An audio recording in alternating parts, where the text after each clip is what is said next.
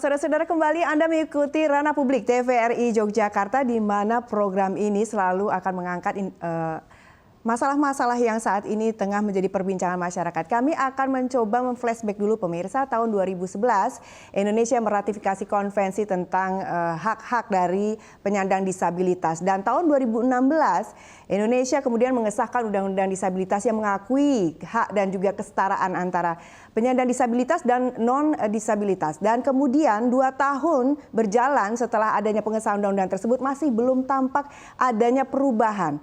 Di tahun 2023 tepatnya kami juga memperingati pada tanggal 3 Desember lalu, 3 Desember 2023 tentang Hari Difabel Internasional. Kita akan mencoba menggali apakah sudah ada bukti-bukti nyata dan juga kemajuan khususnya di daerah istimewa Yogyakarta, tentunya bersama narasumber yang telah hadir di studio kami yang akan membahas tentang tema yang kami kerucutkan dalam bersinergi dalam keragaman untuk menuju Indonesia inklusi. Kami akan berbincang bersama narasumber, kami akan menyapa satu persatu narasumber kami yang sangat luar biasa. Pertama, Assalamualaikum, selamat sore Bapak Soeharto SSMA PhD. Waalaikumsalam, selamat sore Mbak Meta. Selamat sore Pak Soeharto, sehat ya Pak? Salam sehat selalu untuk semuanya. Beliau adalah Direktur Sigap Indonesia. Kami nanti juga akan bertanya Sigap itu apa ya. Tapi sebelumnya kami juga akan memperkenalkan narasumber kami yang sangat cantik luar biasa, Ibu Nini Hecha SS. Assalamualaikum, selamat sore Ibu Nini. Waalaikumsalam Mbak Meta, pemirsa selamat sore. Ya, Ibu Nini ada beliau program officer dari Solider Sigap ya Ibu Indonesia. Solider Sigap Indonesia. Nanti kami juga akan mempertanyakan apakah itu, dan juga jauh-jauh dari Bantul. Assalamualaikum, selamat sore Pak Sukirman Esha. Waalaikumsalam, selamat sore Mbak Meta, selamat sore penonton.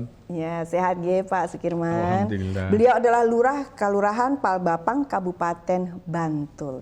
Baik, nanti kami juga akan memperbincangkan masalah yang tadi sudah kami lempar kepada Anda. Kami sudah utarakan kepada Anda tentang tema kita sore hari ini. Namun sebelumnya, kami akan mengajak Anda untuk lebih memperdalam materi dengan menyaksikan visual berikut ini.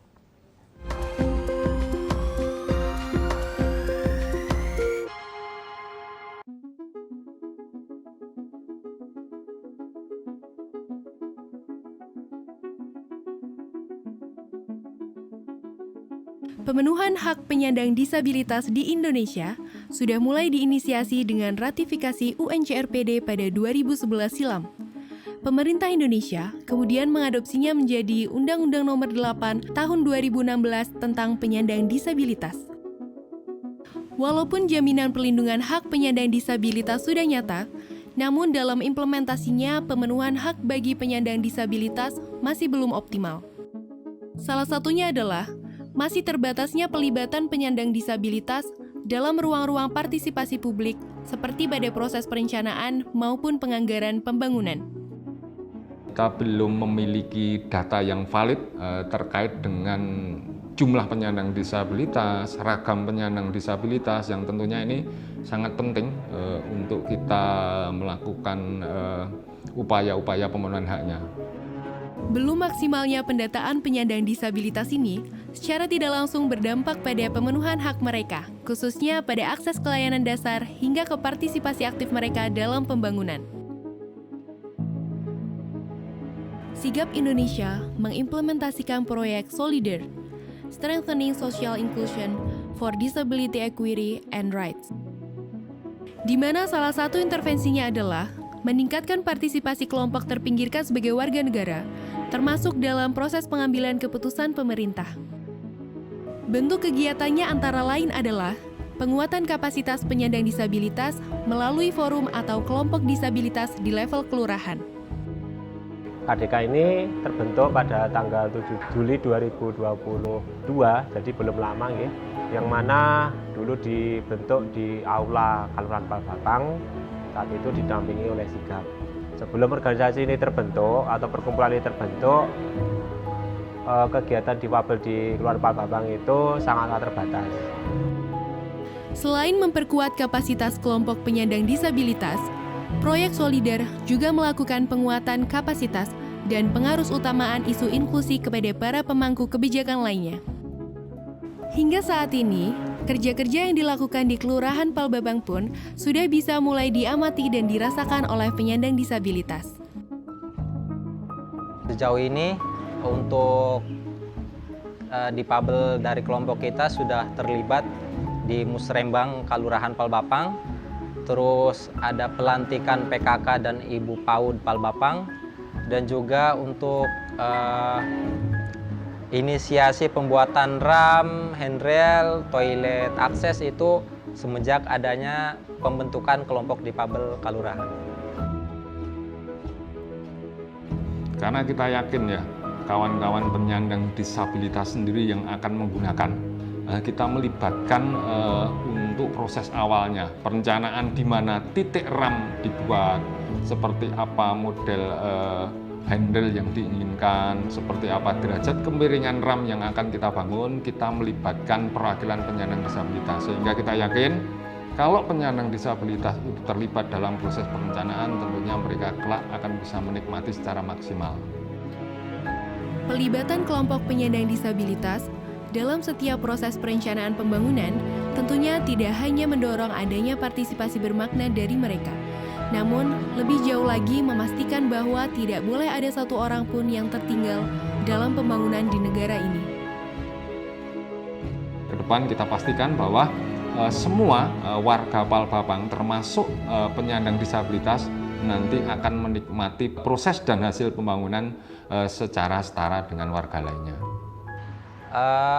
Harapan saya semua difabel bisa terpenuhi hak-haknya dan tidak ada satupun orang yang tertinggal.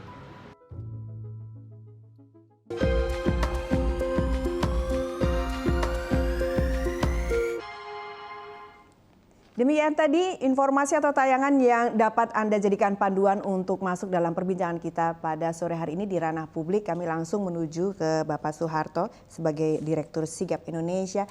Bapak, boleh kita dapatkan informasi dulu, Sigap. Sigap ini sebenarnya apa ini, Pak? Ya, Sigap singkatan dari Sasana Inklusi dan Gerakan Advokasi Difabel.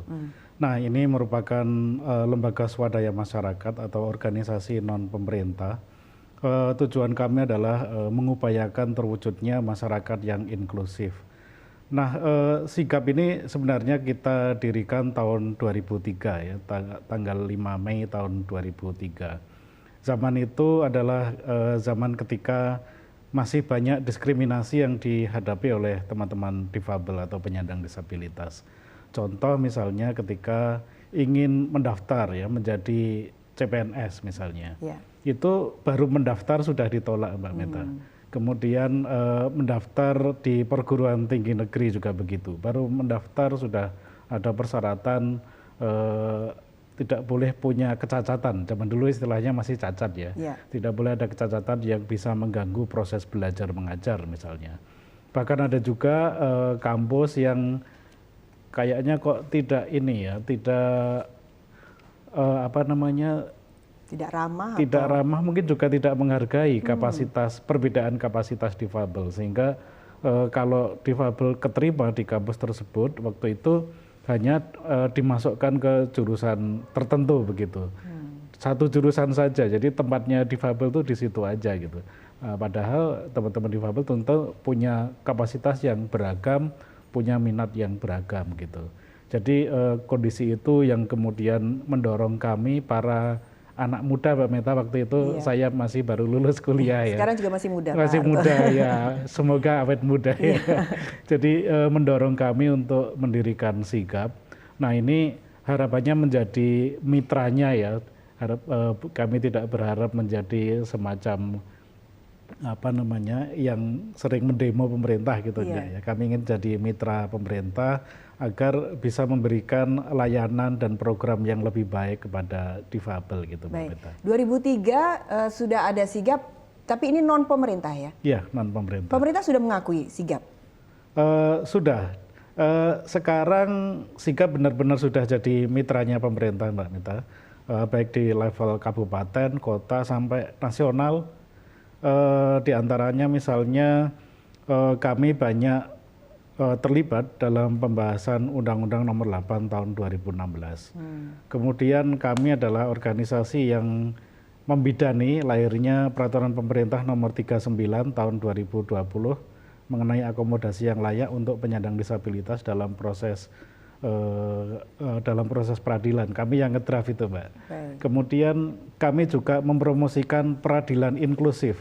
Jadi kami mulai dari Gunung Kidul di Wonosari, dari sebuah pengadilan negeri, kemudian berkembang ke kepolisian dan juga ke kejaksaan di sana, yang kemudian dilirik tidak hanya nasional, internasional. Jadi media internasional meliput kami, sampai kemudian Mahkamah Agung mereplikasi ke ratusan pengadilan negeri yang lain untuk menjadi pengadilan yang aksesibel.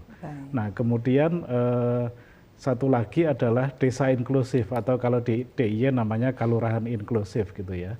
Jadi kami bekerja di desa, mendorong pemerintah dan masyarakat desa agar inklusif, agar terbuka dan ramah bagi difabel atau penyandang disabilitas. Desa inklusif itu sendiri sudah ada dari tahun kapan, Pak Suharto? Kami mencanangkan program itu tahun 2014, kemudian mendapatkan dukungan dari berbagai pihak mulai tahun 2015, Pak, sampai sekarang. Ya. Berarti kalau ada desa inklusif, berarti sudah ada program-programnya untuk membuat desa itu kemudian memberdaya dan berdaya, ya. Kami menuju ke Ibu Nini Hecha sebagai Program Officer Solider Sigap. Benar tadi ada desa inklusi yang kemudian ada beberapa programnya, mungkin Ibu Nini bisa informasikan ke masyarakat. Iya, untuk di program Solider yang sekarang sedang kami lakukan, Solider seperti tadi ya di tayangan video yang sudah disampaikan tadi bahwa Solider itu strengthening social inclusion for disability, equity and rights, atau memperkuat inklusi sosial untuk kesetaraan hak-hak difabel begitu. Nah, di program Solider ini memang kami fokus untuk mendorong desa inklusi, kemudian di dalamnya memang kita mendorong kelompok difabel desa, kelompok difabel kelurahan begitu ya, untuk berdaya, kemudian juga siap untuk berpartisipasi. Artinya partisipasi ini adalah partisipasi yang bermakna dalam setiap tahapan pembangunan yang ada di desa setempat begitu. Tetapi nanti memang targetnya juga partisipasi ini bisa dilakukan di tingkat yang lebih tinggi. Bisa di tingkat kecamatan, kemudian juga kabupaten, provinsi, bahkan nanti nasional begitu, Mbak. Nah, memang untuk di desa inklusi ini kami banyak ini mendorong untuk difabel ini lebih berdaya, terutama nanti untuk dari pihak pemerintah ini juga kita dorong untuk ada keberpihakan.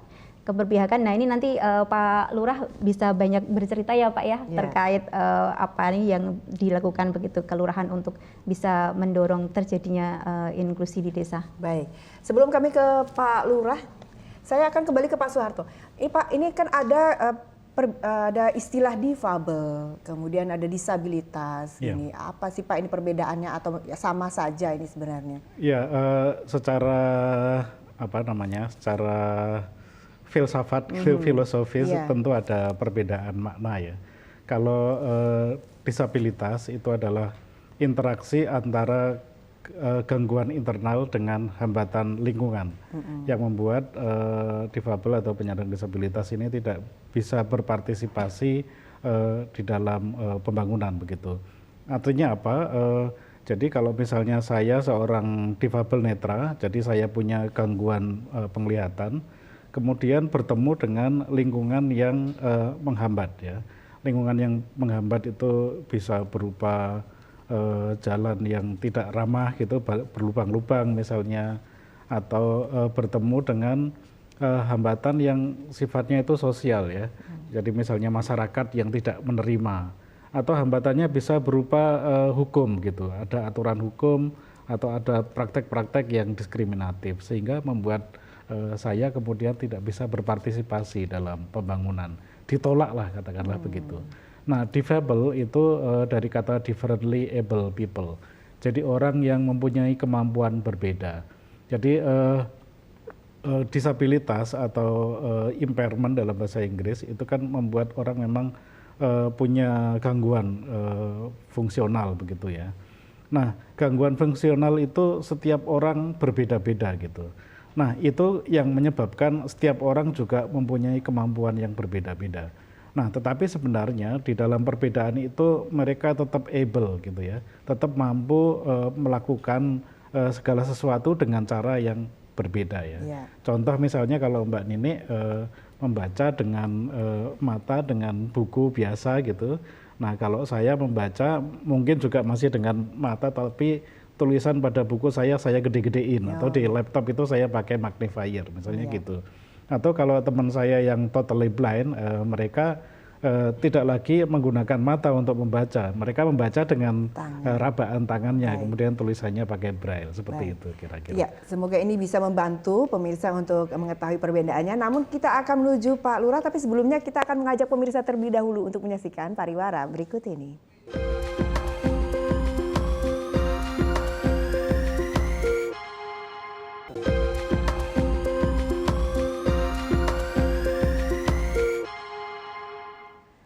Bersinergi dalam keragaman untuk menuju Indonesia inklusif, kami masih membahasnya dalam ranah publik TVRI Yogyakarta. Baik pemirsa, sebelum kami menuju ke Pak Lurah, kami kembali ke Bu Nini. Bu Nini, sebenarnya program-program ini dilakukan di beberapa wilayah di Jogja. Ini ada berapa wilayah? Oke, sebenarnya program Solider ini kami di 4 provinsi ya di Indonesia. Itu DIY menjadi salah satunya. Jadi yang lain adalah Jatim, Jawa Timur ya, kemudian Kalimantan Timur dan juga Nusa Tenggara Timur. Nah, untuk di DIY ini kami ada 2 kabupaten, Kabupaten Bantul, kemudian di Kabupaten Kulon Progo, dan masing-masing kabupaten kami di 2 kapanewon atau kecamatan. Dan masing-masing kapanewon ada 3 kalurahan.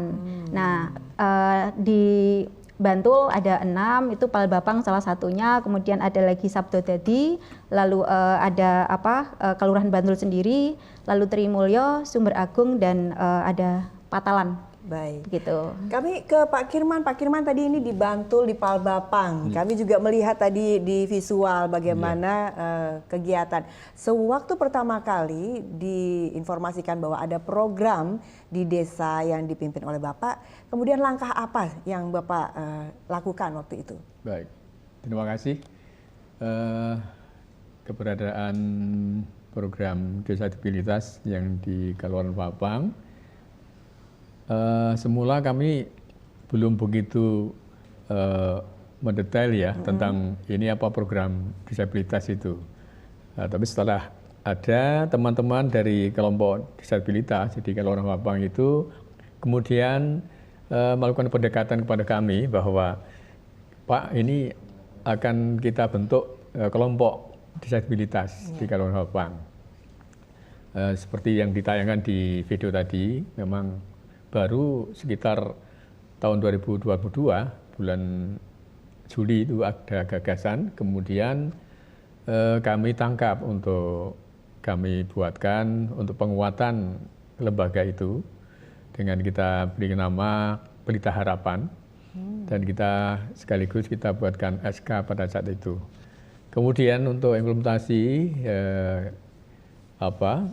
kegiatan disabilitas di Palembang cukup ya signifikan ya. Kemudian kegiatan rutin, pertemuan, kemudian kami di pemerintah Palembang menangkap hal itu.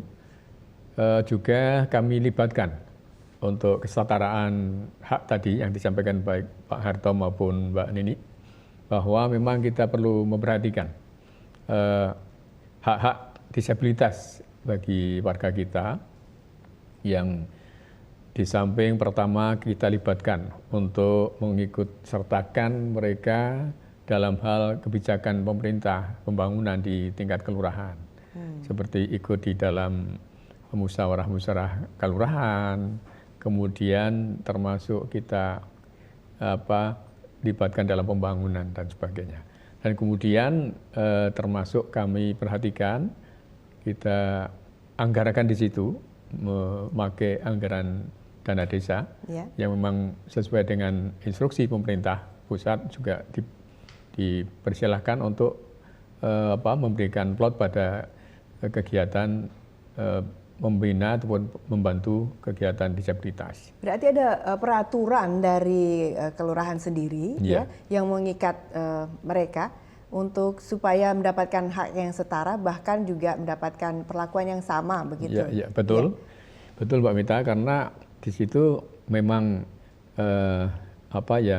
kelembagaan itu sekarang kita masukkan ke kelembagaan tingkat kelurahan, dan di situ juga sudah kami kuatkan dengan SK tadi, termasuk perkal ya, peraturan kelurahan yang memang di situ menguatkan adanya kelembagaan KDK di Kaluaran Bapang, kelompok disabilitas kelurahan, Pelita Harapan tadi, ini dengan perkal.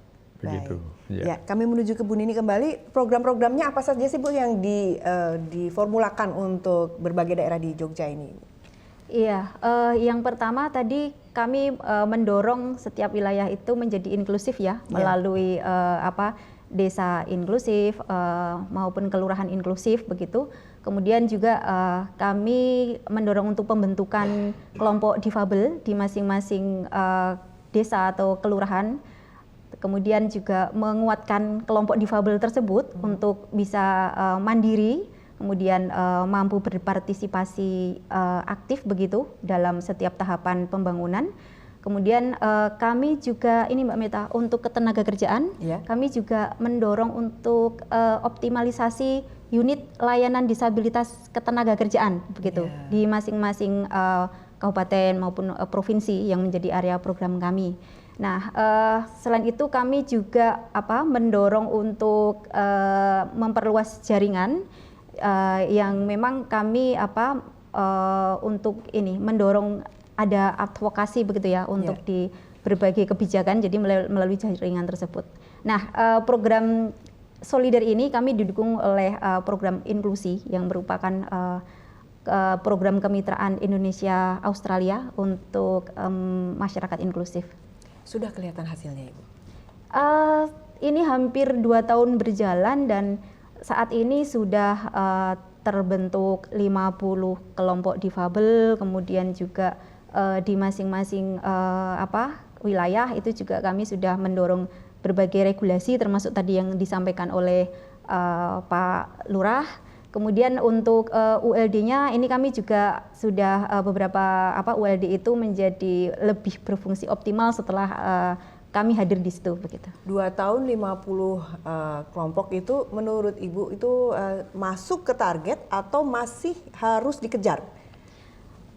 Untuk kuantitas untuk di tahun ini sampai 50 itu sudah memenuhi, tetapi memang kami masih berupaya untuk terus mendampingi untuk peningkatan kapasitasnya. Baik, kami kembali ke Pak Soeharto. Pak, ini dari tadi kita berbicara tentang desa inklusi. Nah, ini kita perlu lagi gambaran ini. Desa inklusi ini seperti apa? Definisinya, kemudian indikasinya itu seperti apa? Ya, biar pemirsa lebih jelas ya. Desa atau kelurahan inklusif itu adalah desa yang memiliki tata pemerintahan dan masyarakat yang melindungi, memenuhi, dan menjamin hak penyandang disabilitas atau difabel dengan cara menjamin penerimaan, kemudian mengupayakan kesetaraan, dan juga meniadakan hambatan, sehingga difabel kemudian bisa berpartisipasi penuh dan bermakna dalam semua proses pembangunan. Nah, ini yang disebut desa inklusif. Artinya yang inklusif itu tidak hanya difabelnya, tidak hanya pemerintahnya, tetapi masyarakatnya juga harus menerima dan harus berkolaborasi gitu ya, berjejaring agar kemudian desa inklusif itu adalah desa yang membuat semua orang merasa nyaman, semua orang merasa diterima dan handarbeni desa tersebut begitu. Nah, untuk menjadi desa inklusif itu ada 9 indikator, Mbak Meta. Jadi kalau Bapak Ibu pemirsa mempunyai 9 indikator ini, maka desa atau kelurahannya bisa disebut inklusif. Yang pertama adalah adanya data difabel yang terupdate setiap saat ya, secara berkala ya. Data ini rata-rata desa yang belum inklusif tuh nggak punya ya. Kalaupun punya, mereka dapat dari kabupaten atau dari kementerian gitu. Nah, padahal difabel itu ada di desa tersebut gitu. Nah, harusnya pemerintah desa yang melakukan pendataan mandiri sehingga ketahuan difabelnya itu ada berapa di desa itu. Pasti akan lebih akurat daripada kita berharap data dari atas gitu. Yang kemudian yang kedua adalah adanya wadah bagi difabel untuk berorganisasi. Tadi di Palbapang sudah ada Pelita Harapan gitu ya. Kemudian yang ketiga adalah adanya partisipasi difabel dalam proses kebijakan. Nah, tadi ada Musrenbang, ada Muskal begitu ya, mereka terlibat. Kemudian berikutnya adalah adanya kebijakan. Kebijakan yang mendukung inklusi difabel. Bentuknya bisa perkal misalnya dan lain sebagainya. Kemudian adanya anggaran. Nah, anggaran ini penting ya. Jadi kepedulian, kalau nggak ada anggaran kan omong kosong ya. Nah, makanya tadi dana desa bisa digunakan untuk mewujudkan desa inklusif. Kemudian yang berikutnya adalah adanya aksesibilitas. Aksesibilitas fisik ya. Jadi misalnya ada handrail, ada plengsengan atau ada rem di tempat pertemuan, misalnya di fasilitas publik yang lain. Kemudian toiletnya juga lebar, pintunya lebar sehingga pemakai kursi roda juga bisa masuk ke sana. Kemudian indikator yang berikutnya adalah adanya layanan yang inklusif, ya, layanan publik, bisa pendidikan, bisa kesehatan, bisa layanan adminduk dan sebagainya, itu harus inklusif. Jadi misalnya kalau ada orang yang kesulitan untuk menjangkau layanan ke kelurahan, ya ada jemput bola ya supaya semua terlayani begitu. Kemudian yang kedelapan adalah adanya tanggung jawab sosial masyarakat. Nah, ini penerimaan. Masyarakat harus menerima, harus merangkul difabel menjadi bagian yang tak terpisahkan dari masyarakat.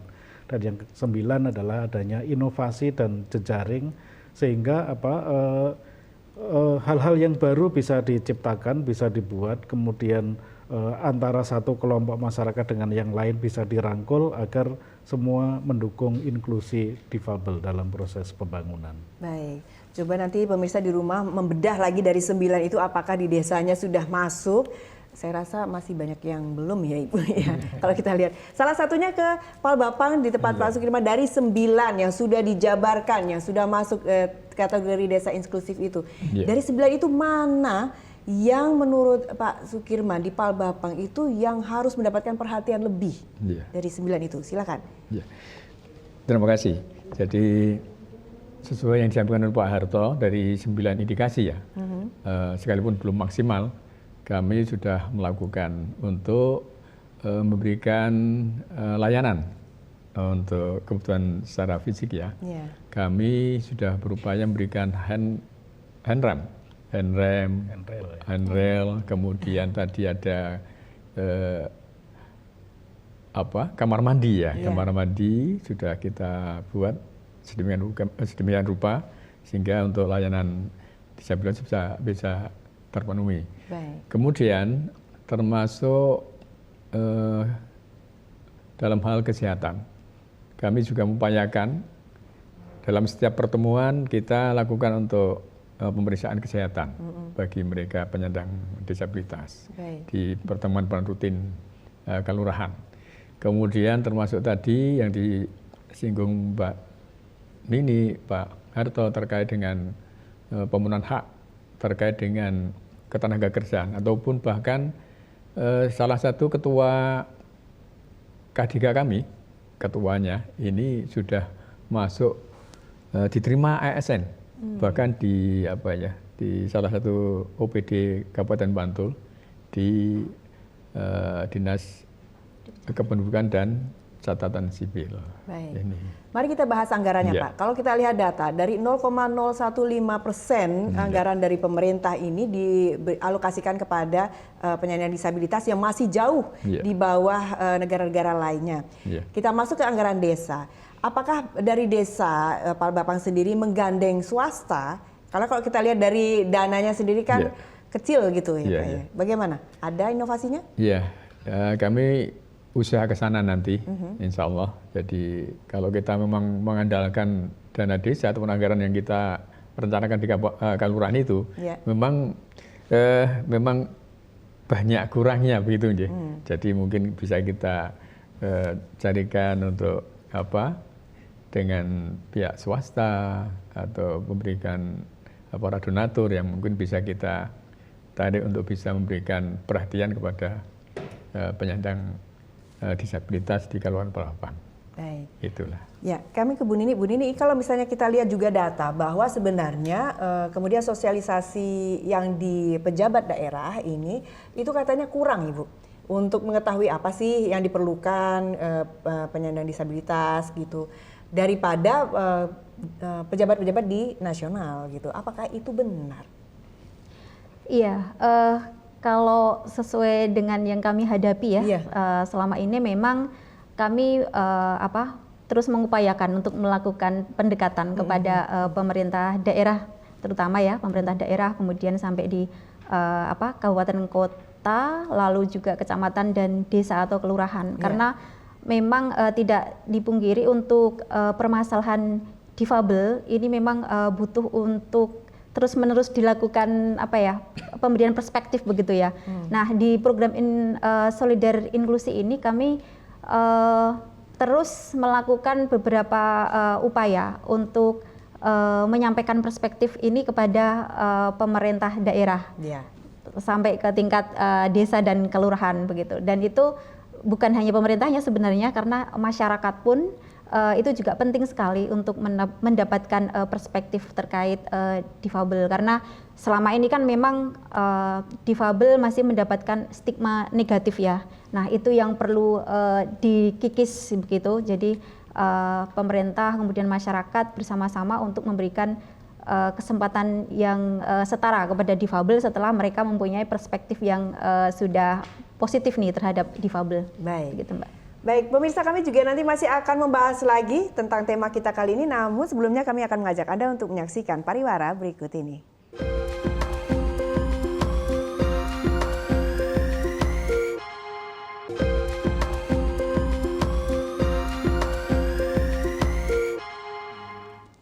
Terima kasih Anda masih bersama kami di Ranah Publik TVRI Yogyakarta. Bersinergi dalam keberagaman untuk menuju Indonesia inklusif adalah tema kita pada sore hari ini. Kami menuju ke Bu Nini kembali. Bu Nini, kalau kita lihat bahwa tantangan para kaum difabel ini sebenarnya banyak sekali. Boleh Ibu, tantangan kita ini yang akan kita hadapi ini apa saja ini? Ya, terutama untuk ini ya, partisipasi difabel begitu ya, terkait keberadaan mereka di desa begitu. Nah, kalau yang saya lihat bahwa yang pertama masih adanya stigma negatif ya masyarakat kepada difabel, bahwa difabel masih dipandang sebagai orang yang tidak mempunyai kemampuan. Kemudian selama ini juga masih banyak yang beranggapan difabel itu hanya berhak untuk mendapatkan bantuan saja tanpa pemberdayaan begitu. Kemudian juga difabel itu hanya butuh dibelas kasihani begitu. Nah, selain itu juga terkait dengan kapasitas difabel sendiri, Mbak. Jadi karena diskriminasi yang dialami oleh difabel sejak kecil begitu ya, dalam hal seperti tadi disampaikan Pak Harto untuk mengakses pendidikan, kemudian juga akhirnya nanti juga berdampak pada kemampuan difabel itu mengakses kesempatan kerja. Ini akan mengakibatkan kapasitas difabel itu pasti akan cukup belum cukup mampu untuk berpartisipasi. Nah, itu yang menimbulkan kerentanan bagi difabel untuk mendapatkan perlakuan diskriminasi di masyarakat. Jadi selama ini mengapa difabel belum dilibatkan, karena itu tadi ya, stigma tadi, kemudian dari kapasitas difabel sendiri yang sebenarnya ini akibat dari proses itu tadi, difabel dianggap tidak mampu tadi. Betul. Jadi di banyak kesempatan selalu mendapatkan perlakuan diskriminasi tadi. Nah, ini yang masih terus kita upayakan untuk bagaimana masyarakat mulai menghilangkan stigma negatif itu dan kemudian kita juga sekaligus sambil meningkatkan kapasitas difabelnya. Nah, dengan adanya tadi kelompok difabel desa, kelompok difabel kelurahan, itu kita mendorong bagaimana difabel bisa mendapatkan kesempatan peningkatan kapasitas itu, baik dari program ini maupun nanti di kedepannya itu bisa mengakses program-program yang lain untuk peningkatan kapasitas anggota kelompok difabel tersebut. Ya, Bu Niki, saya mencoba mencari data kan umur 7 sampai 24 untuk penyandang di kaum difabel ini yang ikut sekolah 40 sekian %. Sementara di umur yang sama 7 sampai 24 itu yang non difabel itu 60%. Jadi mereka itu kebanyakan tidak bersekolah gitu, Ibu. Iya, ini terkait juga dengan ini ya, bahwa difabel sendiri masih ada kesulitan untuk mendapatkan layanan administrasi kependudukan. Nah, itu juga berdampak kepada bagaimana difabel dapat mengakses layanan-layanan dasar, termasuk pendidikan tadi ya Mbak ya.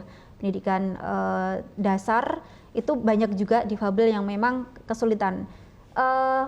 Saya alhamdulillah dulu dari pendidikan dasar kemudian sampai tingkat lanjut itu tidak ada hambatan karena waktu itu sekolah masih beranggapan bahwa kalau masih secara intelektual masuk itu masih bisa melanjutkan. Tetapi di pendidikan tingginya yang itu saya mendapatkan hambatan. Nah, ini hanya sebagian cerita kecil saja yang dihadapi oleh difabel. Di luar itu kawan-kawan yang terutama yang hidup di desa itu masih banyak kesulitan untuk mengakses pendidikan, baik yang sekarang di usia dini karena pendidikan PAUD itu pun pasti partisipasi orang tua dan masyarakat begitu, kader terutama ya itu sangat dibutuhkan. Nah, di sini masih ada sebagian masyarakat yang juga masih belum cukup aware, masih belum cukup peduli untuk melibatkan anak-anak difabel ini dari usia dini.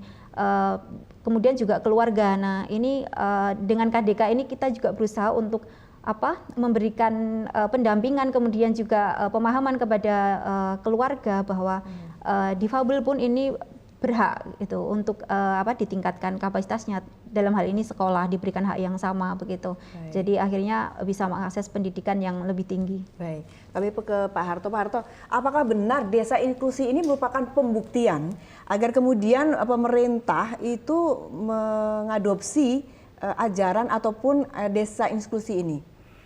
Ya, saya kira desa inklusif ini memang salah satu strategi ya. Agar semua kelompok marginal termasuk difabel itu bisa berpartisipasi dalam proses kebijakan, dalam proses pembangunan begitu. Harusnya memang desa inklusif itu tidak hanya untuk difabel Mbak Meta, tetapi juga untuk kelompok marginal yang lain, misalnya perempuan yang yang punya hambatan ekonomi misalnya, kemudian masyarakat adat dan seterusnya ya. Harapannya desa inklusif ini bisa memfasilitasi semua kelompok marginal agar mereka bisa berpartisipasi dalam pembangunan. Nah, cuman memang tantangannya cukup luar biasa karena memang tidak banyak lembaga seperti Sigap yang siap untuk mendampingi desa ya. Desa atau kelurahan, saya kira di Indonesia kita punya mungkin lebih dari 70-an 5.000 desa gitu ya. Nah, sementara Sigap itu kan cuman lembaga kecil yang hanya mampu tahun ini ya hanya mampu mendampingi 50 desa gitu. Mungkin teman-temannya Sigap juga tidak lebih dari ratusan desa gitu ya. Artinya tantangannya masih sangat besar, masih banyak desa yang perlu didampingi gitu. Nah, cuman kita ada peluang sebenarnya. Peluang yang bagus adalah bahwa sekarang ini kan SDGs ya, Sustainable Development Goals atau tujuan pembangunan berkelanjutan itu kan sampai ke desa. Jadi desa ini punya kewajiban untuk menjalankan SDGs. Dan salah satu tagline-nya adalah No One Left Behind. Artinya desa inklusif bisa menjadi strategi bagi desa untuk menjalankan SDGs-nya, terutama agar semua kelompok marginal ini bisa terwadai dan bisa dilibatkan dalam proses kebijakan dan pembangunan gitu. Baik. Nanti kami juga akan mencoba menggali No One Left Behind, apakah strateginya pemirsa. Namun sebelumnya kami akan mengajak Anda untuk menyaksikan pariwara berikut ini.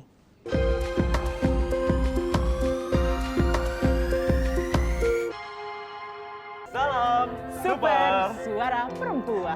Secara umum semuanya itu sepakat bahwa yang namanya ASI adalah makanan terbaik untuk baby atau untuk bayi. Namun adakah nilai penting lainnya yang terkandung dari ASI ini sendiri, Mbak Afi? Ya. Jadi kalau dibilang ASI itu terbaik, sebenarnya kayak kalau terbaik itu ada yang kedua, Oh, ketiga iya, gitu ya. Betul, Berarti ASI itu sebenarnya satu-satunya makanan bayi 0 sampai 6 bulan ya Mbak Eksklusif ya? Eksklusif itu Eksklusif, benar-benar betul, cuma betul. ASI aja Mas. Oh, gitu. iya, iya. Apa sih sebenarnya pentingnya ASI ya? Penting ASI itu untuk si bayi bahkan saat itu sampai dia nanti dewasa. Kenapa sih si ibu ini harus makan gizi seimbang, kemudian harus yang sehat, menjaga pola makan dan lain sebagainya? Itu karena untuk ibunya sendiri. Gitu. Karena ketika ibu gizi buruk itu yang simpang. Jangan lupa saksikan Suara Perempuan setiap hari Kamis pukul 15.30 dan Sabtu pukul 13.30 hanya di TVRI Jogja.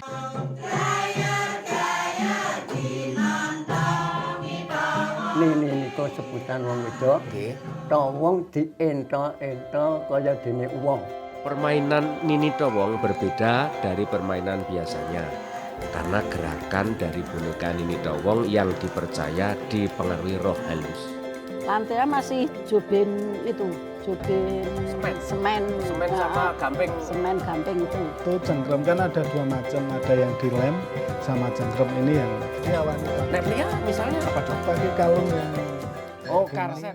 Gendong siwur mlakune ngetan, sugih sadulur sugih wawasan. Warung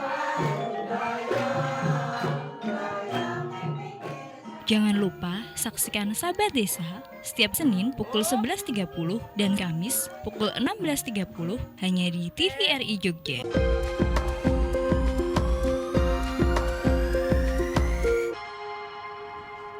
Terima kasih Anda masih bersama kami di Ranah Publik. Kami langsung ke Pak Sukirman. Pak Sukirman, ya kita lihat tadi ada stigma Pak, susah sekali stigmanya ini untuk merubah masyarakat. Bagaimana strategi Bapak untuk merubah stigma di masyarakat di Kelurahan Palbapang? Iya, terima kasih Mbak Meta. Di Kelurahan Palbapang untuk menghilangkan stigma dari perbedaan hak terhadap disabilitas ini. Kami mengajak masyarakat di Kelurahan Palbapang atau yang lain, monggo ini agar saudara kita penyandang disabilitas itu bisa mendapatkan kesetaraan hak, kesetaraan gender, kemudian dari sisi pendidikan, kesempatan kerja, dan kemampuan untuk melaksanakan aktivitasnya adalah agar ini mulai dari pendidikan. Ternyata di Palbapang itu kami pernah mengikuti di rapat-rapat sekolah ini memang diharapkan sekolah tingkat sekolah dasar itu untuk diinstruksikan sebagai sekolah inklusi. Sehingga seperti yang disampaikan Mbak Nini, Pak Harto tadi juga akan terpenuhi kapasitas untuk para penyandang disabilitas itu kemudian tidak terdiskriminasi begitu. Kalau selama ini di Kelurahan Pak Sukirman masih ada tidak yang tidak bersekolah penyandang disabilitas? Sepengetahuan kami mereka rata-rata ini sudah agak dewasa ya. Ini sudah pada mengalami sekolah. Ya. Kalau keterampilan kerja, apakah memang sudah disiapkan keterampilan kerja atau sudah menggandeng pihak swasta lainnya untuk melatih keterampilan kerja mungkin Pak? Keterampilan kerja kami kemarin sudah melakukan kegiatan ataupun kolaborasi terhadap kelompok disabilitas yang lain agar ada sinergi kegiatan untuk berlatih usaha. Ini pembuatan makanan kecil, kemudian ada keterampilan yang lain, termasuk ini pembuatan souvenir begitu. Ini kami sementara mulai dari bawah ya Mbak Mita ya.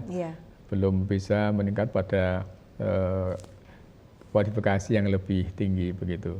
Tapi kami berharap untuk disabilitas keluaran Palembang nanti kami upayakan untuk meningkatkan keterampilan kerja sehingga nanti sesuai dengan bakatnya, insya Allah kita bisa menyalurkan mereka sehingga mereka bisa memperoleh kemandirian, tidak menggantungkan pada orang lain seperti yang disampaikan oleh Mbak Nini tadi. Baik. Menurut Pak Kirman sendiri di tahun 2024, tahun depan, apakah nanti akan ada permintaan anggaran lebih besar mungkin Pak Kirman?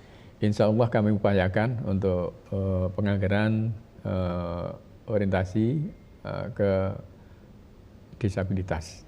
Kami upayakan agar kegiatan disabilitas Pelita Harapan di Palembang nanti bisa kita tingkatkan. Baik apakah itu kursus keterampilan dan sebagainya nanti insya Allah akan kami tingkatkan Pak Mita.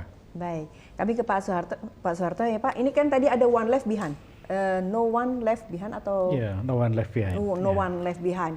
Strategi agar no one left behind ini kemudian diterima, kemudian disambut baik, bahkan dimeriahkan oleh masyarakat, ada? Ya, saya kira untuk mencapai itu adalah dengan afirmasi ya. Jadi difabel dan kelompok marginal yang lain itu kan yang selama ini tertinggal ya, yang selama ini tidak bisa berkompetisi dengan masyarakat umum gitu. Baik. Nah, dengan adanya afirmasi itu diharapkan mereka mendapatkan dukungan-dukungan yang lebih signifikan gitu ya.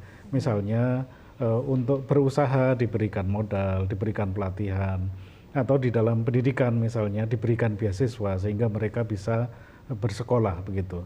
Baik. Dan kalau mereka miskin diberikan perlindungan sosial, jaminan sosial, bantuan sosial begitu. Baik. Dan seterusnya saya kira ini hal yang perlu diupayakan. Ya, kami potong terlebih dahulu pemirsa. Kami akan melanjutkan Ranah Publik TVRI Yogyakarta. Terima kasih Anda masih bersama kami di Ranah Publik. Kami juga mengucapkan selamat menunaikan ibadah sholat maghrib bagi Anda yang menjalankannya. Dan kita kembali ke diskusi kita sore hari ini Bu Nini.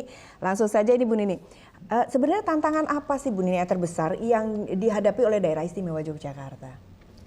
Ya, dalam kaitannya dengan implementasi desa inklusi ya Mbak ya. Kalau yang kami lihat adalah desa-desa di DIY itu juga belum cukup memahami pentingnya untuk desa menjadi inklusif begitu.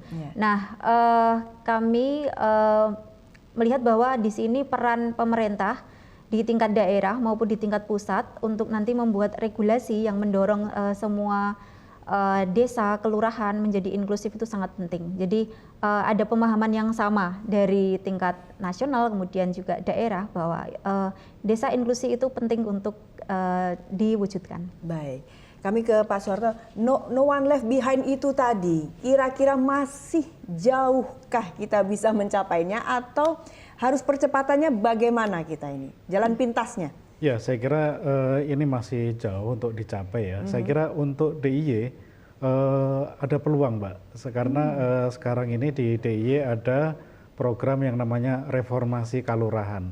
Nah tentu kami ingin bekerja sama ya, berkolaborasi dengan pemerintah provinsi. Semoga Ngarso Dalem bisa menyetujui agar desa inklusif bisa menjadi salah satu strategi untuk mewujudkan reformasi kelurahan tersebut. Saya kira dengan adanya regulasi seperti itu atau dengan dukungan politik seperti itu, maka seluruh kelurahan dan kelurahan di Yogyakarta bisa menjadi inklusif. Ya, kalau Jogja ini kan istimewa ya Pak ya. Lantas kalau misalnya kira-kira di Jogja ada tidak sih Pak program yang paling cocok untuk kita agar para difabel ini kemudian menjadi percontohan lah katakanlah Pak?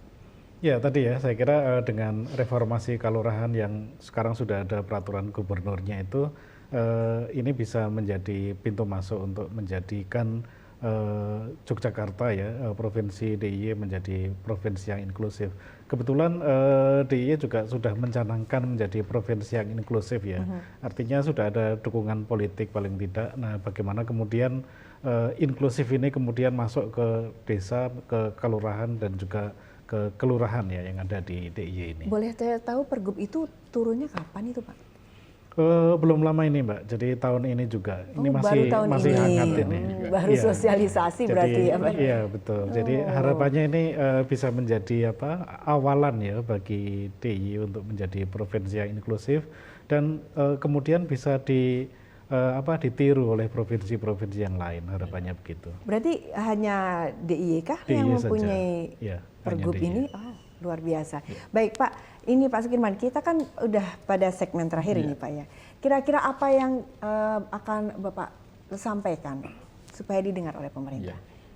Baik, sesuai reformasi kelurahan yang disinggung Pak Harto, memang betul Bapak Gubernur Daerah Istimewa Yogyakarta mencanangkan tentang reformasi kelurahan.